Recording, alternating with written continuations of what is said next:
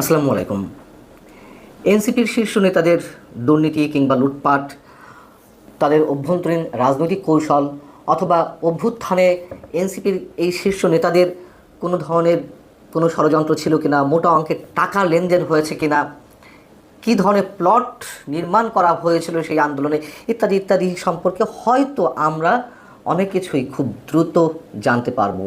এবং যেহেতু এরই মধ্যে আমরা জানতে পারছি এনসিপি এরই মধ্যে খুবই মারাত্মকভাবে উদ্বেগজনকভাবে বহুধা বিভক্ত হয়ে পড়েছে, সে বিষয়ে আমরা পরে আসছি।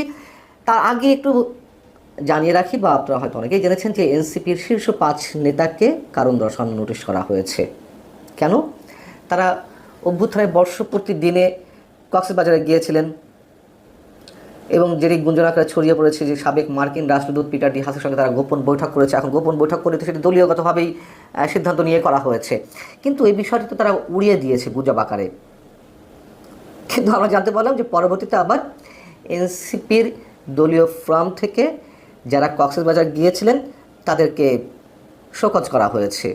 শোকজ লেটারে কী লেখা হয়েছে যে ৫ আগস্ট জুলাই অভ্যুত্থানের প্রথম বর্ষপূর্তি উপলক্ষে রাষ্ট্রীয় গুরুত্বপূর্ণ কর্মসূচি চলাকালীন তারা কেন ব্যক্তিগত সফরে কক্সবাজার গিয়েছেন, কেন সে বিষয়ে রাজনৈতিক পর্ষদকে পূর্বে কোনো তথ্য বা ব্যাখ্যা প্রদান করা হয়নি। শোকজ হওয়া নেতারা কারা? হাসান আবদুল্লাহ, সার্জিস আলম, নাসিরুদ্দিন পাটোয়ারি, তাসনিম জারা এবং যুগ্ম আহ্বায়ক খালেদ সাইফুল্লাহ।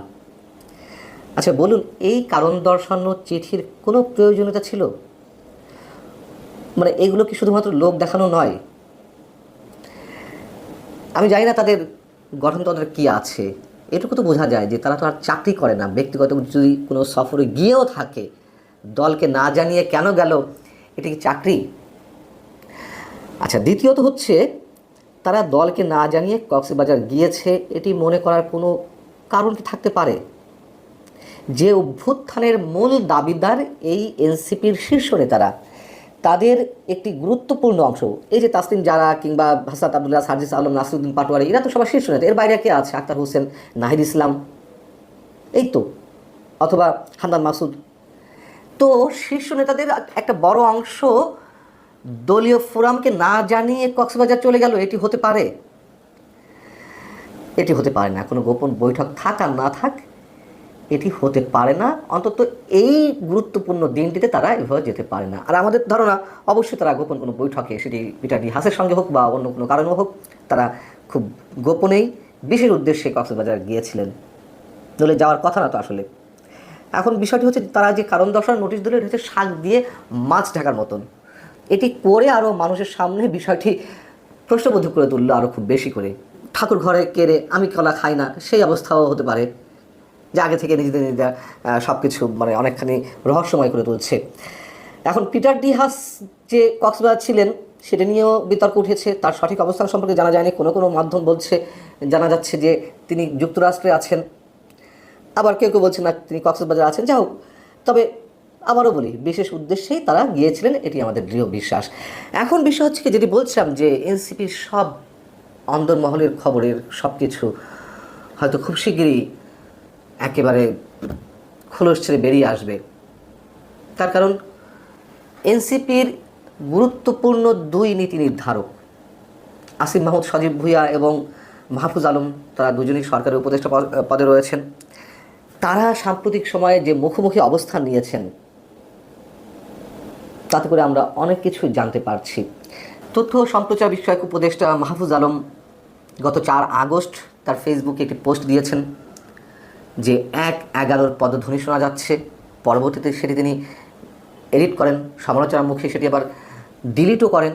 সেটিকে কেন্দ্র করে আবার আসিফ মাহমুদ সজীব ভুঁইয়া, স্থানীয় সরকার বিষয়ক উপদেষ্টা, তার ফেসবুকে লিখলেন, আগে সরকারের ভয়ে জনগণ পোস্ট ডিলিট করত, এখন জনগণের ভয়ে সরকার পোস্ট ডিলিট করে। যেহেতু মাহফুজ আলম সরকারের একটি অংশ, আসিফ মাহমুদ সজীব ভুঁইয়ার পোস্টের নিচে ছোট করে লেখা ছিল যে সেলফ ক্রিটিক। নিশ্চয়ই এটি সেলফ ক্রিটিক নয়, এটি মাহফুজ আলমকে ক্রিটিক করে লেখা, এটি আমরা নিশ্চিত। মজার বিষয় হচ্ছে ৫ আগস্ট অভ্যুত্থানের বর্ষপূর্তিতে সরকারের পক্ষ থেকে যে জাঁকজমক আয়োজন ছিল তার একটি অংশ ছিল ড্রোন শো। সেই ড্রোন শোতে আসিফ মাহমুদ সজীব ভুঁইয়ার এই পোস্টটি শো করা হয়, তার মানে দ্বন্দ্ব সংঘাত কোন পর্যায়ে গিয়ে পৌঁছেছে। মাহফুজ আলম এর আগেও অনেক অনেক পোস্ট ডিলিট করেছেন, এডিট করেছেন। যেমন গত 29শে জুলাই তিনি একটি পোস্ট দিয়েছিলেন সিডনিতে তার ভাইয়ের অ্যাকাউন্টে একটা মোটা অঙ্কের টাকা লেনদেন হয়েছে, সেটিকে কেন্দ্র করে তার বিরুদ্ধে দুর্নীতি অভিযোগ ওঠে। সেটির ব্যাখ্যা দিতে গিয়ে তিনি আবার লিখেছিলেন, আজকাল অনেকের লেজ কাটা যাচ্ছে বলে আমার বিরুদ্ধে লেগেছেন নতুন একটি দলের কয়েকজন মহারথী এতে জড়িত, সবই প্রকাশ পাবে। একটা সার্কেলে প্রায় সবাই দুর্নীতিগ্রস্ত এবং একজন কোনো টাকা ধরছেন না, এটা কার সহ্য হবে। সেটি এডিট করে পরবর্তীতে আবার লিখলেন, যখন এনসিপি নেতারা তাকে তির্যক আক্রমণ করতে লাগলেন যে একটি দলের বা একটি সার্কেলের সবাই দুর্নীতিগ্রস্ত, বোঝা যাচ্ছে কোন দলকে তিনি ইঙ্গিত করতে চাচ্ছেন। স্পষ্টভাবে এনসিপি নেতাদেরকে তিনি ইঙ্গিত করছেন। তো সমালোচনার মুখে তিনি সেটি এডিট করে লিখলেন, আজকাল অনেকের লেজ কাটা যাচ্ছে বলে আমার বিরুদ্ধে লেগেছেন বিভিন্ন দলের কয়েকজন মহারথী এতে জড়িত, সব ষড়যন্ত্র প্রকাশ পাবে। দ্বন্দ্ব সংঘাত একেবারে প্রকাশ্যে আসছে আমাদের সামনে। মাহফুজ আলম যদিও পোস্ট দিয়ে তিনি অসংখ্যবার তা ডিলিট করেছেন, তার এক্সাম্পলও আছে, এটাও সত্য কথা।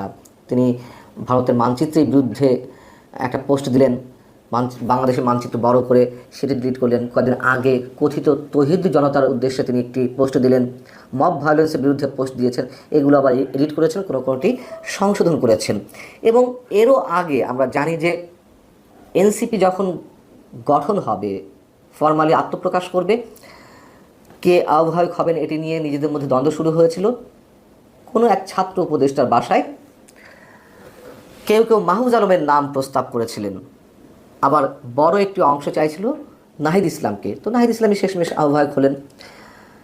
দলের মধ্যে গ্রুপিং লবিং থাকতেই পারে বুর্জোয়া রাজনীতিতে, তারাও তো আর বুর্জোয়া রাজনীতির বাইরের কিছু নয়, বরং তারা পেটে বুর্জোয়া, আমরা এটা বলতে পারি যে বুর্জোয়ার চেয়ে ভয়ঙ্কর কিছু,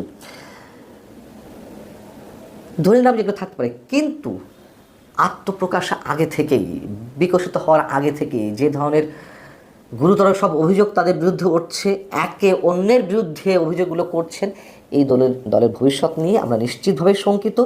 এবং আমরা হিন্দি মুভিতে দেখি না, গ্যাংস্টাররা নিজেদের মধ্যে ভাগাভাগি করতে গিয়ে একে অন্যকে ফায়ার করছে, নিজেরাই শেষ করে দিচ্ছে নিজেদেরকে। আমরা ভাবতে চাই না এমনটা এনসিপির ক্ষেত্রে, কিন্তু বাস্তবতাগুলো আমাদের সামনে সেভাবে উঠে আসছে। এই এনসিপির নেতাদেরকে তো আমরা সমর্থন দিয়েছিলাম, দেশে বড় একটি অংশ সমর্থন দিয়েছিল, কিন্তু তারাই তাদের ব্যক্তিগত কেরিয়ার হোক, পেশাগত জীবনের কোনো ভালো কিছু থাকলে থাকতেও পারতো সেটি হোক, অথবা রাজনৈতিক ভবিষ্যৎ হোক, সবই তারা নিজেরাই শেষ করছে, এটুকু স্পষ্ট করে বলতে পারি। দর্শক, সম্পূর্ণ ভিডিওটি দেখলেন, আশা করি বিষয়টি বুঝতে পেরেছেন। এই নিয়ে আপনার গুরুত্বপূর্ণ মন্তব্যটি অবশ্যই কমেন্ট বক্সে জানিয়ে দিবেন। ধন্যবাদ।